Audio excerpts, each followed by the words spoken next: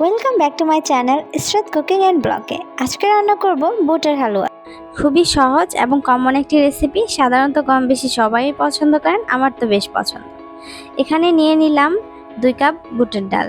আমি এখানে নর্মাল টেম্পারেচারের পানি দিয়ে ভিজিয়ে রাখবো 5 থেকে 7 ঘন্টা। আপনারা চেষ্টা করবেন সারা রাত ডালটাকে পানিতে ভিজিয়ে রাখার জন্য। এরপর আমি একটি হাঁড়িতে ডালটা নিয়ে নিলাম আর এখানে 2 কাপ পরিমাণ দুধ দিয়ে দিব। দুধটা অবশ্যই জাল করে নিতে হবে আগে থেকেই, কাঁচা দুধ দেওয়া যাবে না। আপনারা জাল করেই দুধটাকে ব্যবহার করবেন।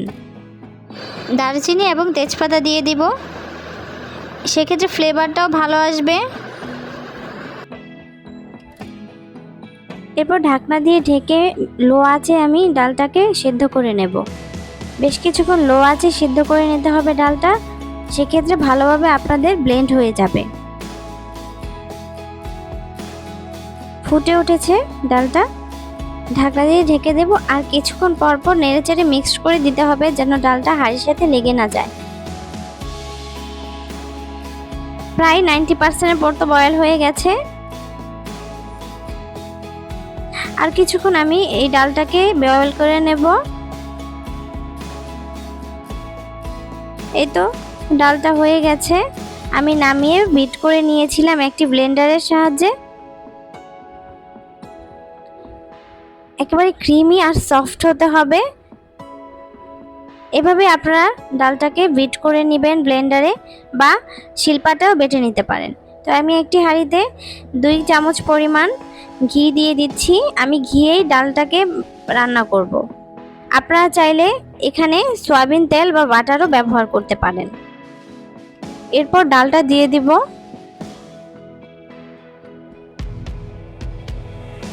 ঘিয়ের সাথে ডালটা দেওয়ার পর সাথে সাথে সুন্দর একটা ঘ্রাণ চলে এসেছে। আপনারা চেষ্টা করবেন ঘি অথবা বাটারই ব্যবহার করার জন্য, সেক্ষেত্রে এই বুটের ডালের হালুয়াটা খেতেও ভালো লাগে আর ঘ্রাণটাও সুন্দর আসে। ভালো মতো নেড়েচেড়ে ঘিয়ের সাথে মিক্সড করে নিতে হবে।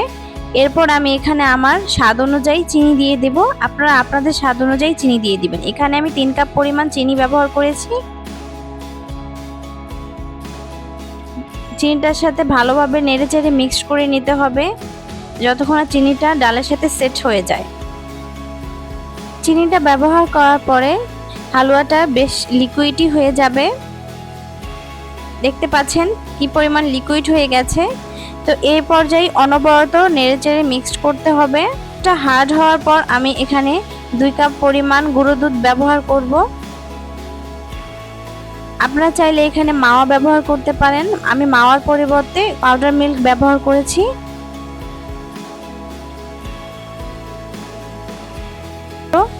দেখতে পাচ্ছেন হালুয়াটা কি পরিমাণ হার্ড হয়ে গেছে, প্রায় হয়ে গেছে। ট্রেতে আমি আগে থেকে ঘি মাখিয়ে নিয়েছিলাম। ট্রেতে হালুয়াটা নামিয়ে ঠান্ডা করে নেব।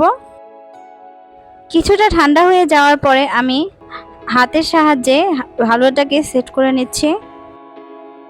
সেট করে আমি একটু ডেকোরেশন করে নিয়েছিলাম। আমার ঘরে থাকা চেরি আর কিশমিশ দিয়ে আমি ডেকোরেট করেছি।